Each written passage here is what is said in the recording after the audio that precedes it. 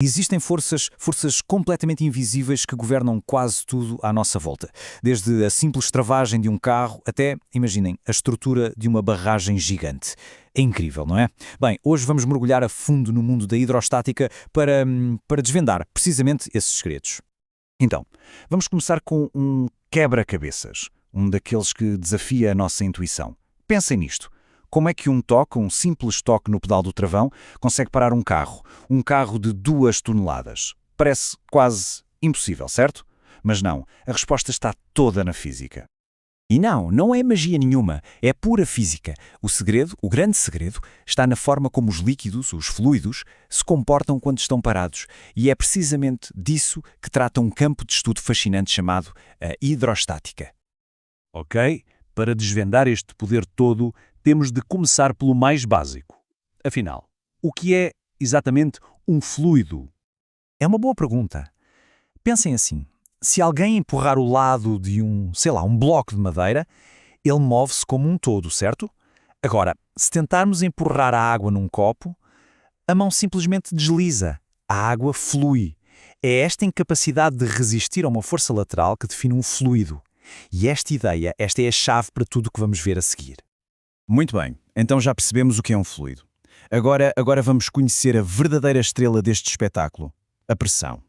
A pressão, não é só sobre a intensidade com que se empurra algo. O que importa mesmo é quão concentrado é esse empurrão. É, no fundo, a força a dividir pela área onde essa força é aplicada. O peso da pessoa é o mesmo, a força a empurrar para baixo é exatamente a mesma. Mas a diferença na área de contacto muda completamente o jogo. Um salto alto, o famoso salto agulha, concentra essa força toda num ponto minúsculo. O resultado? Uma pressão imensa. Isto mostra perfeitamente como a área é absolutamente crucial. Ok, agora que já temos a pressão bem assente, vamos ao verdadeiro segredo. O truque por trás da multiplicação de força. É um princípio que foi descoberto lá no século XVII por Blaise Pascal e, acreditem, vai mudar a forma como olhamos para os fluidos.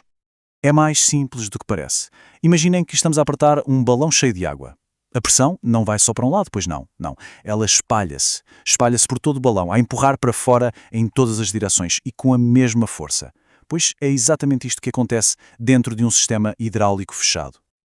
Vamos ver então como é que esta lei funciona na prática, numa prensa hidráulica. Passo a passo. Primeiro, aplica-se uma força pequenina num pistão pequeno. Isto cria uma certa pressão no fluido. Depois, e este é o ponto-chave de Pascal, essa pressão é transmitida por igual para todo o lado dentro do fluido. E por fim, essa mesma pressão vai atuar num pistão muito maior. E como a área é maior, a força que sai do outro lado é, enormemente amplificada. E pronto, aqui está a solução para aquele nosso quebra-cabeças inicial. O pedal do travão é o pistão pequeno. As pastilhas de travão que apertam o disco são o pistão grande. Uma força mínima do pé é multiplicada e transformada na força imensa que é precisa para parar o carro. Como disse antes, não é magia nenhuma, é só a elegância da física em ação. Muito bem. Até agora estivemos a falar de sistemas fechados, confinados. Mas e quando o fluido está aberto? Pensem no oceano ou numa simples piscina. O que acontece aí? Bem, aí a pressão comporta-se de uma forma um bocadinho diferente. É exatamente por isso que sentimos aquela pressão nos ouvidos quando mergulhamos no fundo de uma piscina. E é também por isso que os submarinos têm de ser construídos com cascos incrivelmente resistentes para aguentar o peso absolutamente esmagador de toda a água que está por cima deles. E para medir esta pressão, os engenheiros usam uns dispositivos muito inteligentes, os manómetros. O princípio do funcionamento é bastante simples, na verdade. A pressão do fluido empurra uma coluna de líquido dentro de um tubo. Ao medir a altura que esse líquido sobe, é possível calcular a pressão com exatidão. É uma forma muito engenhosa de usar o próprio peso do fluido para o medir. Agora, a coisa fica realmente fascinante quando vemos como estes princípios todos se aplicam em estruturas gigantescas. O exemplo perfeito? Uma barragem. Pois é, a orientação de uma superfície debaixo d'água muda absolutamente tudo. Pensem no fundo de uma piscina, uma superfície horizontal. A pressão é a mesma em todo lado, porque a profundidade é constante. Mas numa superfície vertical, como a parede de uma barragem, aí a história é completamente diferente. Este diagrama mostra-o na perfeição. Numa parede vertical, a força não é nada uniforme. Em vez disso, cria o que se chama uma carga triangular.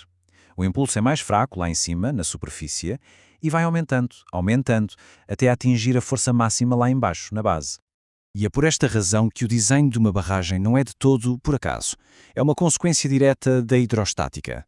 É uma obra de engenharia pensada ao pormenor para garantir que a estrutura aguenta a força colossal que a empurra lá bem no fundo, na sua fundação. Então, vamos juntar as peças. Vamos recapitular e ver como estas forças invisíveis moldam o mundo à nossa volta de formas que muitas vezes nem sequer imaginamos. Então, o que vimos? Vimos que a pressão é basicamente força concentrada numa área. Vimos como a lei de Pascal nos permite multiplicar essa força, como nos travões. Percebemos que a profundidade aumenta a pressão de forma linear. Quanto mais fundo, maior a pressão. E finalmente vimos como é crucial para a engenharia perceber como estas forças atuam nas superfícies. Estes são, no fundo, os grandes pilares da hidrostática. Dos travões hidráulicos que nos dão segurança na estrada, até à pressão arterial dentro do nosso próprio corpo que nos mantém vivos, os princípios da hidrostática estão literalmente em todo o lado. A questão que fica no ar é: onde mais é que estas forças invisíveis estão a atuar, neste preciso momento, no nosso dia-a-dia?